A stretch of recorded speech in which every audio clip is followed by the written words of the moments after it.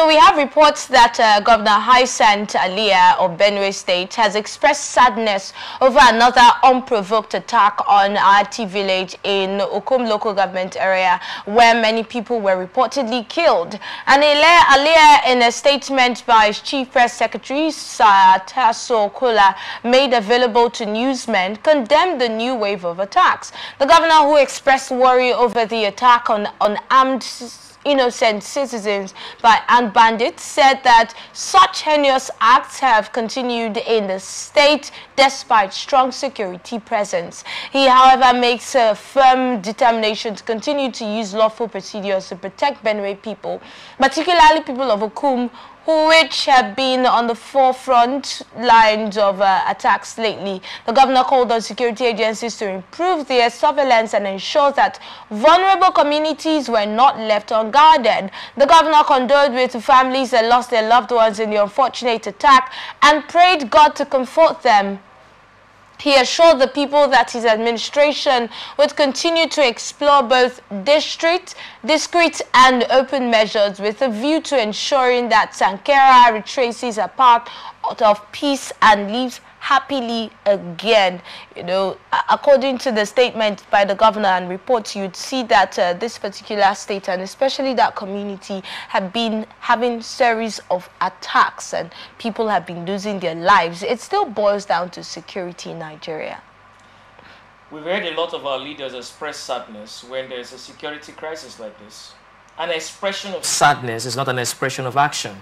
The both are expressions, but one is an expression of sadness, and then the other is an expression of action. We need our leaders to start expressing actions, and actions speak louder than words. We have seen a lot of reactive leadership tendencies of recent. Most of our leaders are always reactive when there is crisis, when people are killed, when houses are destroyed, when farmlands are burnt or destroyed, when properties are destroyed. We need proactive leaders who will not wait for lives to be lost. Right? The presence of security is not enough. What are these conflicts that are becoming part of the system? Yes. Every time people are being killed, the right thing to do is to put on the thinking cap. That particular word or that particular sentence, or if it is a phrase, whatever it is a reality for us as a government, as a people, as a society. Many Nigerians have lost their lives, and the best we can get is an expression of sadness. We are tired of expression of sadness. We need expression of action, and that action should take a critical look at the drivers of conflict in this community, among these communities, intra-communal crisis, intercommunal conflicts, conflicts that are being influenced by external factors. What drives conflicts in the states, in the country? It's easy to express sadness. I can express sadness. After the expression of sadness, does it raise the dead? Does it treat the people that are sick? So what can we do right that we're not doing right? And what is wrong that we are repeating? That's the first question to ask if we want to tackle our security problems. The governor talked about the strong presence of security in that area. Like he said, and like I also said before you started talking, he mentioned that the series of insecurity in that area, and then yes, the strengthened security, and yet we're still having cases like this. You cannot police every heart. You can have the best security in the world. You cannot police the heart of men. But you can influence people to take the right actions. When we have the rule of law in the society, where the law treats everyone, whether you are poor or rich, equally, whether you steal a tuber of yam or you steal $1 billion naira, the law treats you in the same way. Then you will start tackling security issues.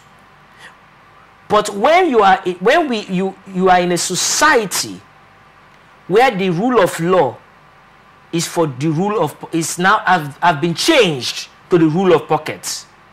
It ordinarily ought to be the rule of law, a lawful society, that justice and equality and respect is given to the human life.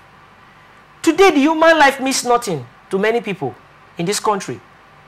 You hear of 10 people killed in so place. Looks like a number. You hear of 50 people killed. Every day you are reading news, you are listening. You hear of killings. You ask yourself, what is the dignity of the human life? Who are those taking this life? Why are they taking this life? Who is sponsoring them? Who is funding them? Who is equipping them with the arms and the ammunition they are using? Conflict does not just happen. People arm and fund the conflicts. People sponsor the conflicts. There is a demand, there is a chain of supply in any conflict situation, because there are those that are benefiting from the conflict. There are those that want conflict to happen so that they can divide the society, exploit the people. So you think it's a thing of interest? That there are people benefiting from insecurity? Exactly. There are people benefiting from insecurity. There are people funding insecurity. There are people arming these criminals or thugs, violent people. There are people arming them. So does it mean our security in Nigeria cannot handle the cases of insecurity that we have? Is it beyond us or above our security agencies? They are not, but they can handle them. But there's a bigger question that is not being answered. And that is the people, the mindset of the people, and poverty. These are the two greatest impediments to our security, to actualizing good security. But where does poverty come in now? Mental poverty. Most of those guys you see, let me give you a practical example. All right. Nigeria, we have one of the largest population of out-of-school children in sub-Saharan Africa. You can Google it. That population base is a potential recruit for criminal elements. That's a large percentage. That's a security challenge. That's a security risk. It is a security risk not to educate the Nigerian child. It's a security risk to have millions of children out of school, roaming the streets. I told you as I was coming to the TV station this morning, I saw a lot of children, street beggars. Do you know that those children can be carrying guns tomorrow? Because they have been asking people for money for 20 naira and 50 naira. They will graduate. They'll be like, you know what? If this people will be giving me 20 naira, 50 naira, and I can pick up gun and go and kidnap somebody and get 20 million. They are in a vulnerable state that they can be exposed. So the two biggest constraints to our security is, number one, mindset problem, mental problem, and poverty. And the poverty, you now have to break it down to different components. One of the components is mental poverty. And then the other forms of poverty, lack and deprivation. Because some of these people hide under religious garments to fight and cause crisis. It's not really the religious thing. It's poverty. See, if you are equipped mentally and you have something doing, and somebody comes to tell you to pick up a gun or pick up a bomb or something and go and destroy a church or a mosque, you will not want to do it. You tell it, go and send your child. I will not involve myself in that, because you are mentally empowered. So it's a mindset problem and then poverty problem. Because you see, you can arrest 50 criminals today, but what about 500,000 potential criminals? Do you have prison? Do we have the prisons in Nigeria that is large enough to accommodate 500,000 prisoners? Go to our prisons now and see the debilitating and the dehumanizing situation many of our prisoners are living with.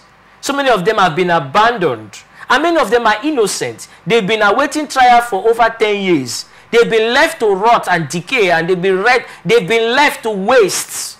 So instead of the prison to even reform them, they come out from the prison more hardened. If before they were half-boiled, now they are fully boiled. hardened. So when they are coming out, they're even coming to cause more harm to the society. So if we can tackle these fundamental issues, we can fix our security problems in Nigeria. It is not enough to have security presence. Do you have security presence in the mind of people? Do you police the heart and mind of people? Can you police the actions of people? Can you police the things they want, the negative things that is running through their mind? When a man is hungry, he is vulnerable.